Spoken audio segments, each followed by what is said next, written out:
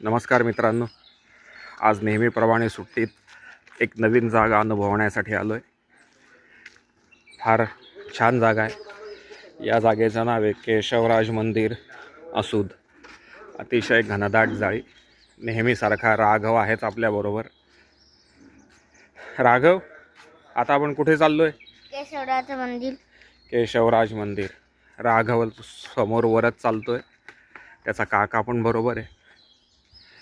अतिशय फणसाचं झाड पहा, फणस लागलेत सुंदर। डॉगेश बाई पण आहेत।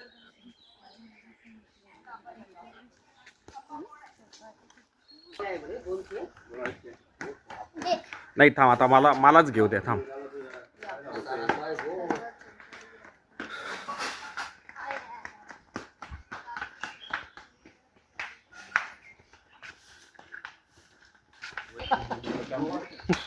आपण सांगतो काही काय काय.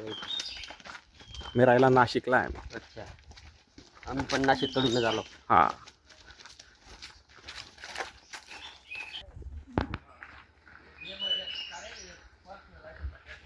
भारी आहे ना?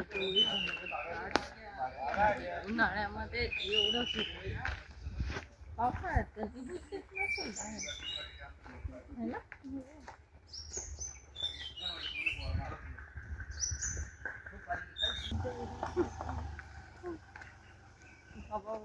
आपण किड्यांनी जाम हा भावेल। बापरे, खाली रस्ता दिसत नाही है ना.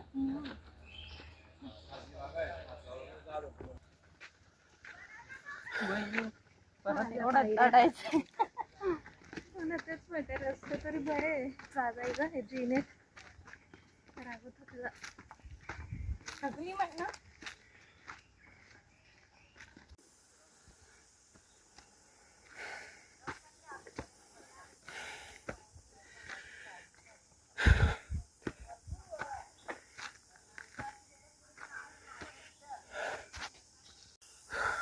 आता आपण एक छानशी दरी उतरून खालती आलो आणि आता पायऱ्यांनी वर जायचं आहे आपल्याला। जवळपास 280 पायऱ्या आहेत।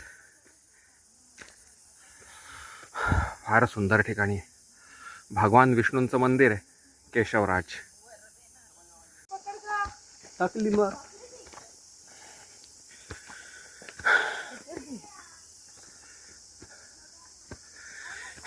अजून हे पायऱ्यात चढतोय। भयानक अतिशय सुंदर असं निसर्गरम्य ठिकाण आहे। पोरांनो, पावसाळ्यात तर इथे फारच छान आहे। तुम्ही कधी आलात दापोलीला तर फक्त समुद्रकिनारी न जाता एकदा इथल्या या मंदिरालाही नक्कीच भेट द्या। असूद केशवराज। आपण आता मंदिराच्या आवारात पोहोचलेलो आहे। अतिशय सुंदर मंदिर आहे। भरपूर जंगल, अतिशय छान अनुभव आहे। ते पण वर होता किल्ला माझा. अतिशय सुंदर जागी आपण आत्ता आलेलो आहे।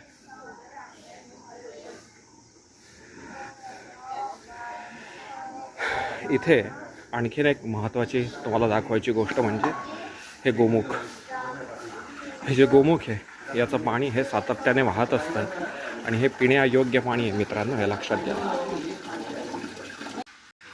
पुन्हा कॅमेरा नाही ना.